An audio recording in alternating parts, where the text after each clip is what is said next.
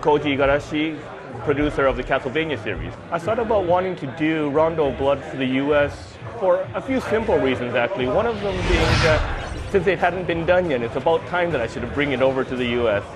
The other one is technical. Before, I wanted to try doing something with 3D, was still having the 2D gameplay. So in that, the technology now allows me to do something that looks right and plays right. The story of Rondo of Blood fits into the timeline as the 100 years of when Dracula comes back. So in that, a hero had to arise to sit there and stop Dracula as he was attacking the countryside and causing misery. So in that, a true hero must arise, one of the Belmonts, to stop Dracula again in his tracks. Some of the new elements in Rondo of Blood at the time that were innovative was just the simple ability to be able to jump on and off of stairs. It was something that hadn't been done in the series prior to that. Another new thing at the time was for the main character to be able to do a backflip.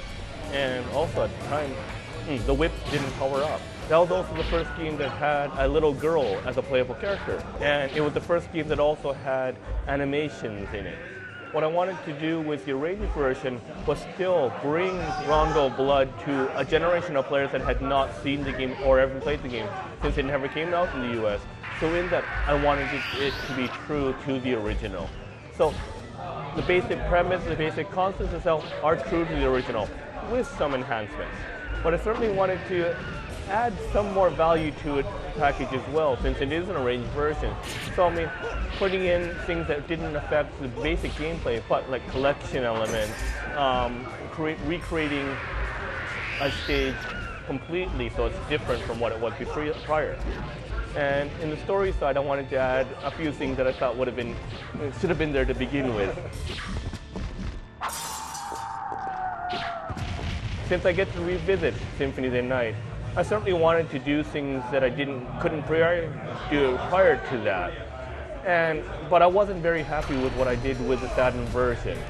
So in that, I mean, that's not going to be there, or certainly not in its form. So in that, I mean, I got to think about what I want to add and how to add to it. But I can't really say beyond that what's going to be there. So I can't reveal the details right now, but I'm sure that fans will enjoy it.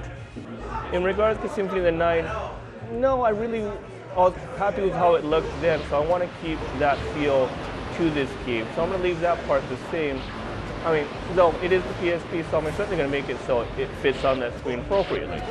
With the PSP version, I mean, normal TV screen was 4:3, while the PSP screen is a different size. So in that, I mean, can't make it completely and totally wide, so I mean, it'll just make the characters fat, but I mean, we'll do something with it and maybe have to add some borders to it. For the game itself, the voices and whatnot, I mean, Rondo of Blood, since it didn't come out in the US, had no voiceovers to begin with, so I mean, all that's going to be rewritten or translated to begin with and then voiced over. And Symphony of the Night, it's just like, I'm certainly taking a look at that. It's just like, I know that I have to make the fans happy. So putting in Japanese or leaving the Japanese tracks in there, something I'm going to look at, but that's really going to depend on how much space is on the disc. I am really busy with the PSP version of Castlevania, but as a producer of the series, I do have to look at all the things that go into it. So I mean, and the DS team, well, I mean, they're working on their project, so I'm going to have to speak with them to see what we can do, but the DS fans have been very loyal to the series and so on, and we've been happy with what we've been doing, so I mean, we certainly want to keep on continuing that as well. So, no definite plans right now, but I mean, considering how well our titles have been doing, I'd like to continue that. Castlevania Dracula X Chronicles coming this fall. Please look forward to it.